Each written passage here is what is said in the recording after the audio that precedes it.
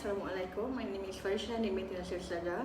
So in this video, I will explain more detail about what is crisis in organization. As an introduction, I will explain the definition of a crisis. According to the Pearson and Clare in 1998, a crisis is a low probability event, and a crisis can have a high damage impact toward organization. Besides that, it also ambiguity of cause means that the origin and the effect of the crisis might not be known initially. Another definition based on Timothy Combs 2007 states that a crisis is the perception of an unpredictable event that threatens important expectancies of stakeholders and can seriously impact an organization performance, and also it can generate a negative outcome. As for crisis framework, there are actually 6 types of crisis framework that are usually used in organization, such as Smith 1990, Richardson 1994, Myers 1993, Fink 1996, Pearson and Mitroff 1993, and also Crandall, Purnell and Spillane 2014. But in this video, I will focus on stage framework by Smith 1990, which consists of pre-crisis period, crisis period, and also post-crisis period. To explain further, pre-crisis period is where the stage of the crisis begins to give an impact toward the organization. It can lead to a climate where all that is needed is a triggered event to start the crisis, while crisis period is when one crisis is underway. The organization manages the crisis as best as it can. Under this stage, an organization are needed to come up with a better solution or plan to handle crisis well in order to prevent a massive impact in the organization, which may lead to the huge loss. And lastly is post-crisis period. It is appear legitimate in the eyes of the public after a crisis occurs. In this period, we could see how the organization are coming back stronger in the industry after facing a crisis, and how they focus on the inevitable recovery. As an example, for this stage framework, I will take an industry that are much affected by COVID-19 crisis, such as Asia. For pre-crisis period, we could see that Asia has suffered a huge loss because of decreased number of customers that are using their service due to the travel ban. For crisis period, they has lost $1 billion, which require them to take some loan in order to keep the cash flow. And lastly, for post-crisis period, Asia has come back stronger with a better marketing plan, special offer for the customer, and also the assurance of safe flight following SOP made by the government. Okay, so next we are going to talk about crisis and the organizational life cycle. Stage number 1, existence. It marks the beginning of an organization development, and usually sources of crisis often associate with the resources and the specialization. In order to stage number 2, survival flow, and it is characterized by firm crisis growth. It establishes come back stronger with a better marketing plan, special offer for the customer, on generating and also the assurance of cash flow to survive. Stage number 3 is success. SOP made by the government. Basically, it passed the survival test, growing to a point at which top management focuses on planning and strategy, which may be the target of various forms of extortion. Stage number 4 is renewal. So this stage is recreate a linear organization that can respond more quickly and effectively to environment changes. It's an effort to renew itself, and organizational may take a radical step to boost the market share. And for the last stage is decline. So when an organization is at a peak, a sudden crisis can be fatal to its existence.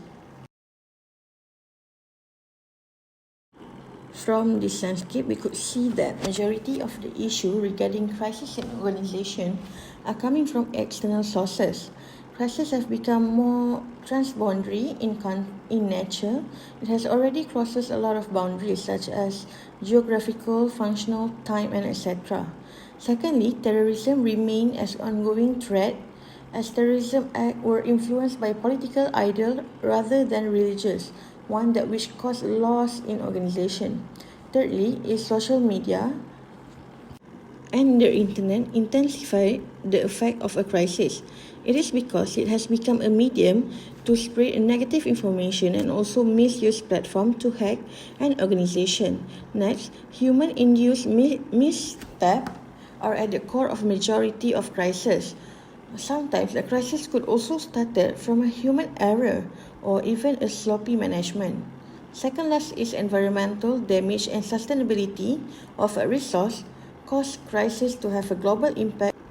And lastly, an internal and external strategic control has makes the globalization increase the risk of organizational and societal crisis.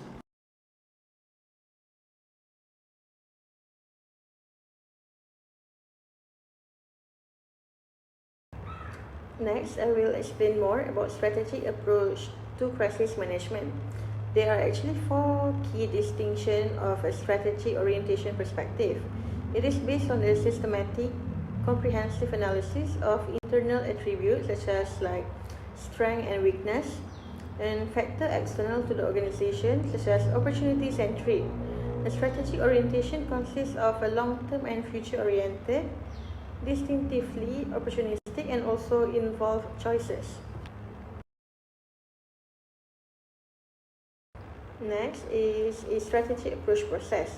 So there are actually a four strategy approach process, which is understanding environmental uncertainty, technique for managing uncertainty, environmental scanning, and also SWOT analysis. Firstly, understanding environmental uncertainty.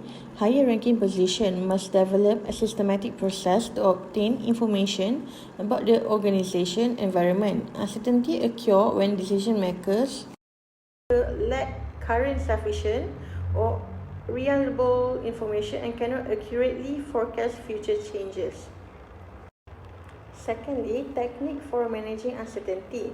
Organizations should adapt to it as an environment or, in some cases, attempt to influence or change. In order to overcome the crisis, organizations are needed to master the technique as a successful key competitor. Thirdly, environmental scanning. Collecting and analysis information are relevant trend in the external environment. Lastly, SWOT analysis. SWOT analysis is used to assess crisis vulnerability during the strategic planning process.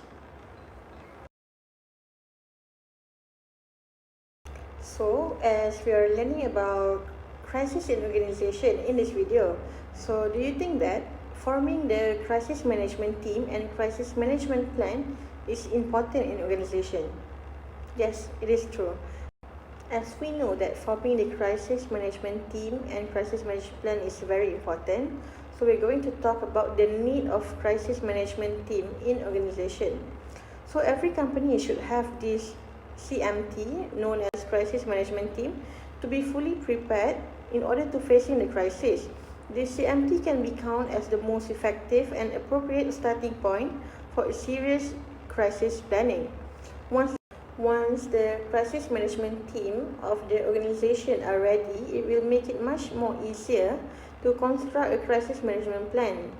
This crisis management team can train other employees the method to handle any crisis wisely with many ways such as regular CMT meeting, disaster drills and the mock disaster, and etc.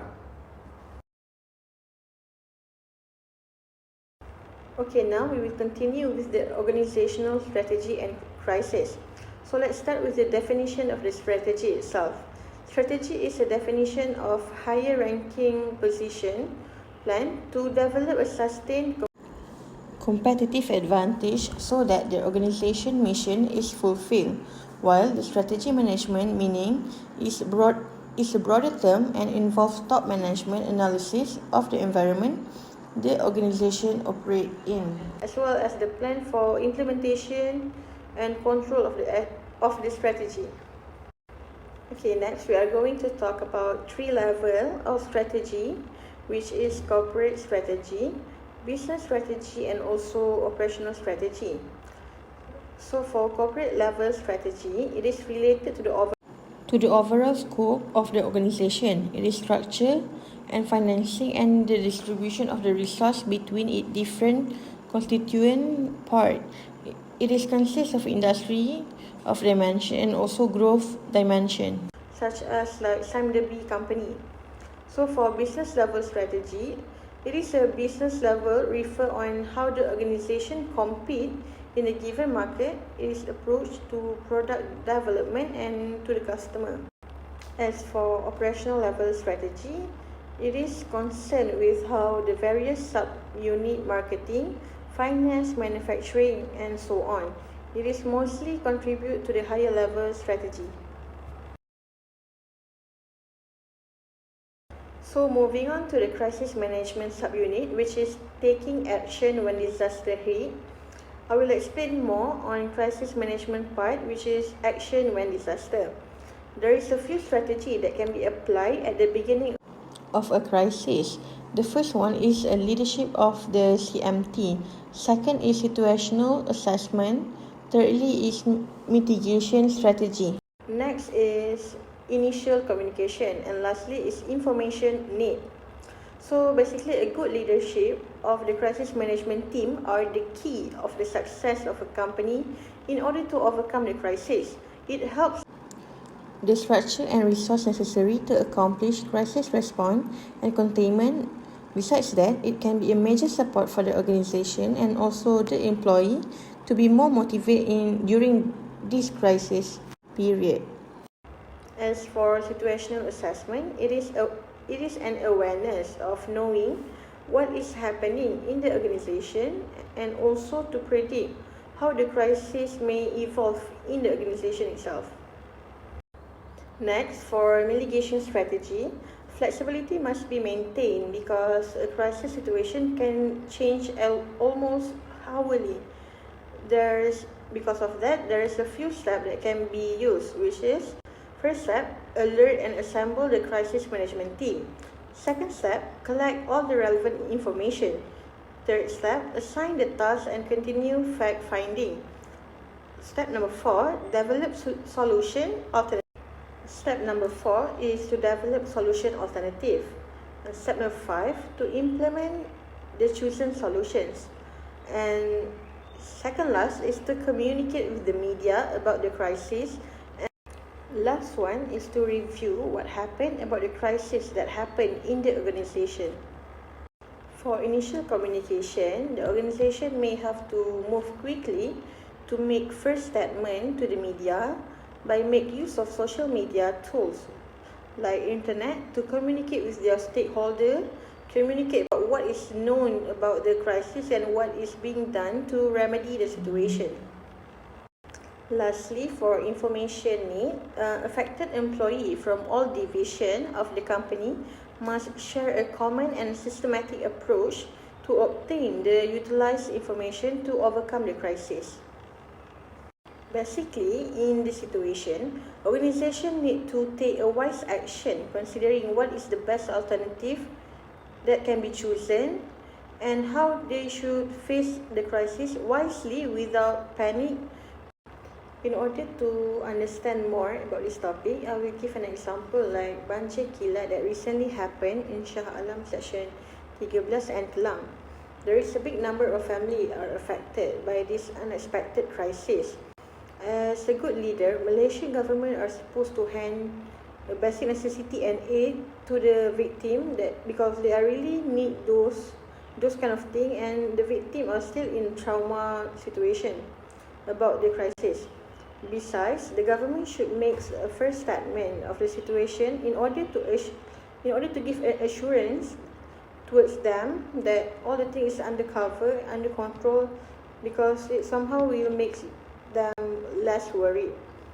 By doing all these things, it can prove that crisis management teams and plan are surely important in any organization, either in a public or private sector.